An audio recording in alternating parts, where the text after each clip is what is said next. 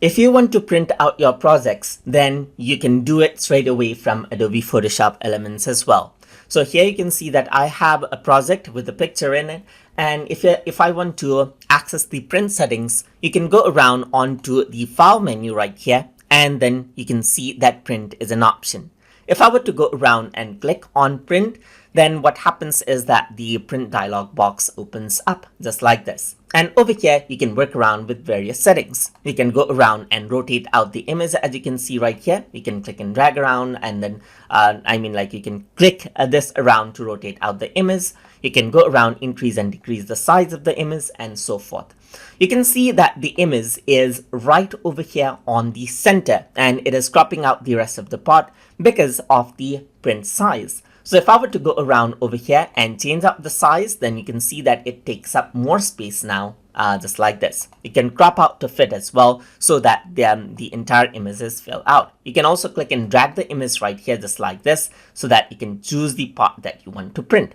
You can go around over here, change the number of print copies right here, and change around various options, as you can see. You can change the paper size as you wish right here, like from A4 to A5 right here. I'm just going to go around and choose A4 right here. And here you can see that you can change out printer settings according to how you want as well. So you can explore out the settings to print it as you want.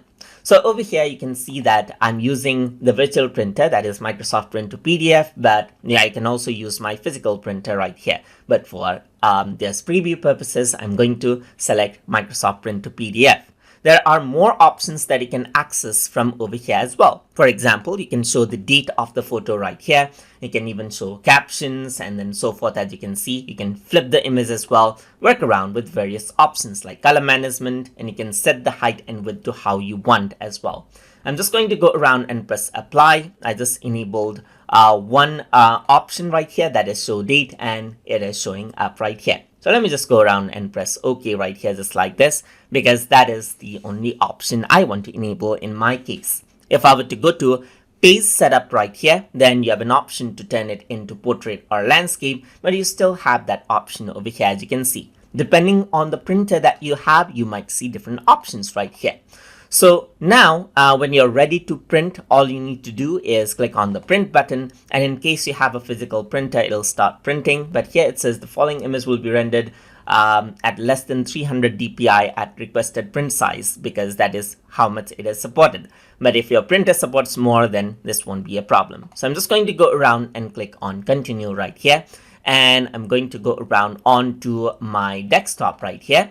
And in my desktop, I'm just going to go around and say example print. In case you have a physical printer attached and you are choosing that printer, then you won't get this option, but it'll start printing. So I'm just going to go around and click save right here, and let's see how the print actually looks. So the printing process has completed, and in case you print out a paper, then you'll see it like this on the paper. So here I have it saved as a PDF format.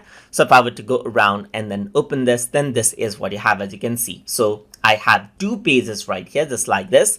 So if I were to go around and then let's say, for example, if I were to decrease the size right here, then you can see that there's two pages right here with the same image, because I chose two copies to be printed. And that is how you can use the print options inside of Adobe Photoshop Elements. So hope you guys learned something as always. And as always, please like, comment, share, and subscribe.